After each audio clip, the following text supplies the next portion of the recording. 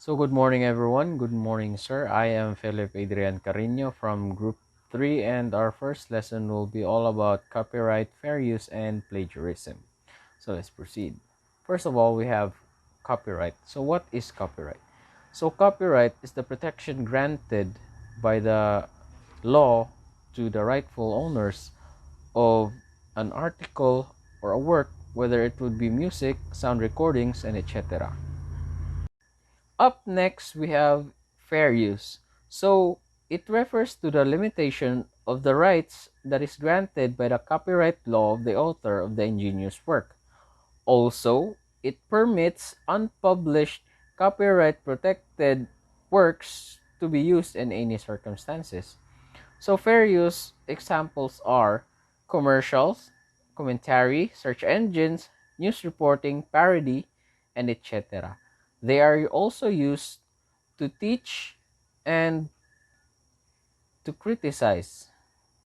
Next we have is plagiarism. So we all know that plagiarism, in other words, is stealing or taking someone else's work without their permission. So it is important for us to give credits or cite some sources of where we gathered our information. So here's the definition of plagiarism. It is copying or closely imitating the work of an author, composer, or etc. without the permission, as I have said earlier. So now let's proceed to our next topic, which is netiquette.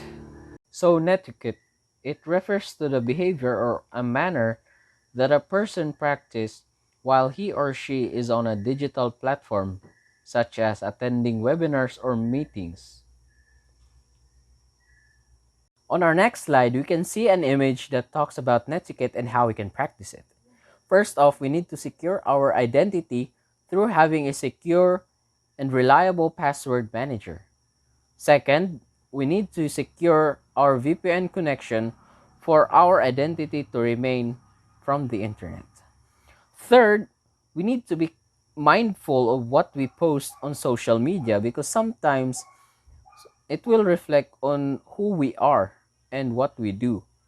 And for the fourth one, we need to be careful in downloading whether it would be apps or music or etc. Because if we are not careful in downloading anything, we are downloading it, it may result into malware or it may contain virus that can harm our gadgets. And lastly, we need to learn how to give credit to the owner, especially when we get information from the internet. Let us not forget to cite the author's name or copy the URL of the website. So let's proceed to our next topic, and I will be reintroducing myself again in 3, 2, 1. Good morning, sir. Good morning, everyone. We are Group 3, and our topic is all about digital divide, addiction, and bullying.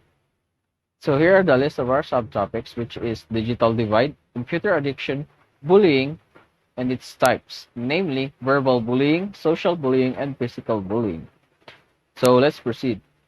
So digital divide refers to the gap between those who benefit from the digital age, specifically internet and modern day gadgets, and to those who don't. So it exists between those cities and people in rural areas, between the educated and uneducated, between socioeconomic groups, and globally, between the more and less industrially developed countries.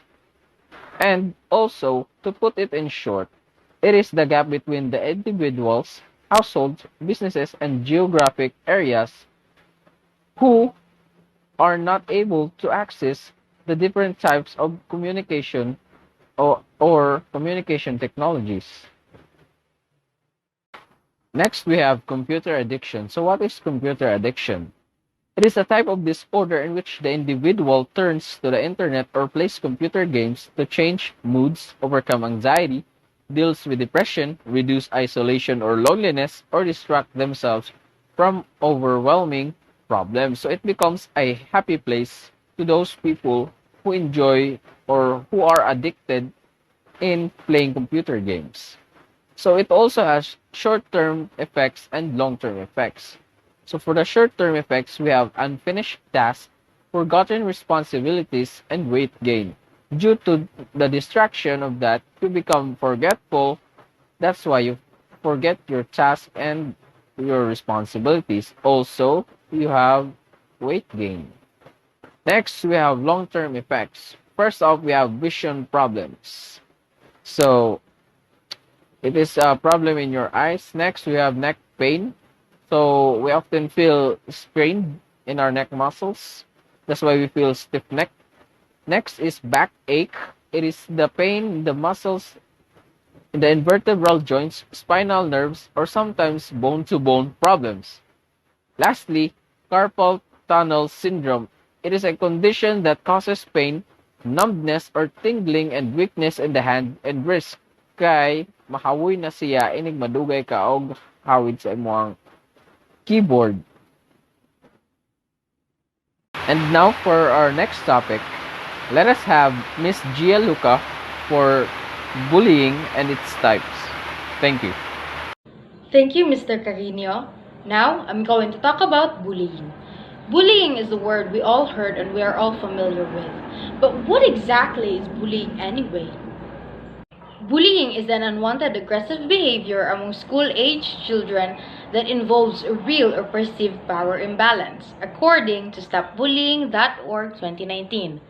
As stated by StopBullying.org, bullying is an unwanted or undesired aggressive or violent behavior. They express that bullying is relevant in school-aged children, children attending schools, or young people like us, and that bullying includes real or perceived power imbalance, in which there is meanness that will make someone feel small while the other person feels powerful and in control. They said that the behavior is repeated or has the potential to be repeated over time. Both kids who get bullied and who bully others may have serious lasting problems. This means that both the victim and the bully may have lasting issues if not taken care of. In 2014, the Centers for Disease Control and Department of Education released the first federal definition of bullying. The definition shows three core elements in order to be considered bullying. The first is unwanted aggressive behavior. An incident is considered bullying if it shows a violent behavior, like being mean to someone. The second is observed or perceived power imbalance. An incident is considered bullying if it also has an observed or perceived power imbalance, like when kids who bully use their power to control and harm others. And the third is repetition. Bullying behaviors happen more than once or have high likelihood of repetition is considered bullying. You may be wondering, why do people bully? Why are people bullied? Well, according to verywellfamily.com, power is one of the reasons. People who have this are prone to bullying because they want to be in command. Examples are some athletes. They may resort to bullying because of the power they have over weaker or smaller students. Popularity. Popular people would tend to make fun of less popular people to show that they are in control. Payback. There is a tendency that the victims would find ways to take revenge, and they often feel justified in their actions because they too have been harassed. Problems. People from abusive homes are more likely to bully because of the aggression and violence that are modeled for them. Likewise, kids with absent parents also may resort to bullying because it gives them a sense of power and control which is lacking in their own life. Pleasure. Some people would resort to bullying for entertainment and to add some excitement and drama to their lives. Prejudice. People will bully people for being different in some way. For instance, kids may be targeted because of their race, religion, gender, and etc. Peer pressure. Sometimes people would tend to bully in order to fit in a group, even if it means going against their better judgment. Bullying is bad, and we should do something for it to stop. That's the end of my report. The next reporter will be Mr. Lapinosa. Verbal bullying. What is verbal bullying? Verbal abuse is a type of psychological or mental abuse that involves the use of oral language, gesture language, and written language directed to a victim. Verbal abuse can include the act of harassing, labeling, insulting, scolding, rebuking, excessive yelling towards an individual. And to add on, verbal bullying means that bullying a man through the words that spoken by the bully. Also, it is against the Constitution and it is a rebellious act against the law. The following are examples of verbal bullying: teasing, name-calling, making inappropriate sexual comments, taunting, threatening to cause harm, and I would like to give the honor to Miss Althea. Social bullying, sometimes referred to as a relational bullying, involves hurting someone's reputation or relationships, and down below are examples or including one's act. Few things can affect us as quite as strongly as the strength, length, and health of our personal relationships, which is what makes social bullying so devastating. Violence against individuals in all forms including social bullying has bad effects on physical and emotional well-being of young people. The negative effects of social bullying includes loneliness, depression, and anxiety disorder. By preventing it, we should foster an atmosphere of trusted communication, relaying that students that they can talk to you about anything, and helping victims recognize that it is not their fault and bullying is wrong. And that's it, and I would like to give the honor to Miss Rose Paredes. Good morning, sir. Good morning, classmates. First of all, I would like to introduce myself. My name is Rose Paredes, and I will be discussing about physical bullying. So, what is physical bullying? From the word itself, physical, it is a physical actions that used to intimidate and gather control over the victim. It is a physical actions that are unwanted by the victim and can either be damage your body or your possessions. Kicking or hitting, shoving or pushing, tripping, pinching, and damage your property is an example of physical bullying. So why damage of property is an example of bullying when it cannot harm your body? So like what I said earlier, physical bullying can either be damage your body or your possessions. So damaged property is a kind of possessions. Besides physical injuries, victims may sustain from the attacks that can also develop health issues such as somatization. So, what is somatization? Somatization is a physical symptoms caused by psychological and emotional factors. Like your kids or teens may complain about body pains, headaches, or fatigues. And also, like all forms of bullying, physical bullying can also cause emotional distress or depression. That may cause the victims to think about bad thoughts, such as suicidal thoughts. So how can we prevent it or to avoid it? First, we need the help of our parents, guardians, or teachers. First of all, help kids understand bullying. Talk about how to stand it safely and tell them that bullying is an unacceptable act. And also keep the line of communication open.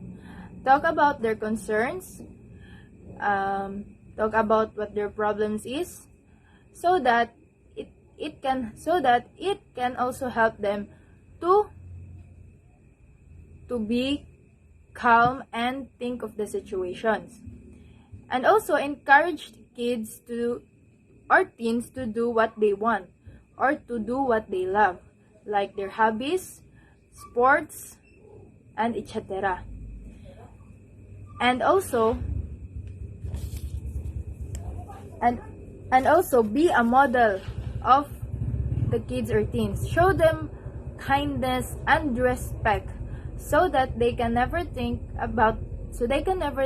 to bully anyone. And that's all. So, for our next topic, cyberbullying. Cyberbullying will be tackled by Mr. Ibanez. So, thank you. Cyberbullying. What is cyberbullying? Cyberbullying or cyber harassment is a form of bullying or harassment using electronic means. Cyberbullying and cyber harassment are also known as online bullying. Cyberbullying includes sending, posting, or sharing negative, harmful, false, or mean content about someone else. It can include sharing personal or private information about someone else, causing embarrassment or humiliation. Some cyberbullying crosses the line into unlawful or criminal behavior. Example of cyberbullying: sending mean text or IMS to someone, pranking someone's cell phone, hacking into someone's gaming or social network profile, being rude or mean to someone in an online game, spreading secret or humor about people online. By sending harmful text or instant messages, posting embarrassing photos or video on social media, and spreading means rumor online or with cell phones.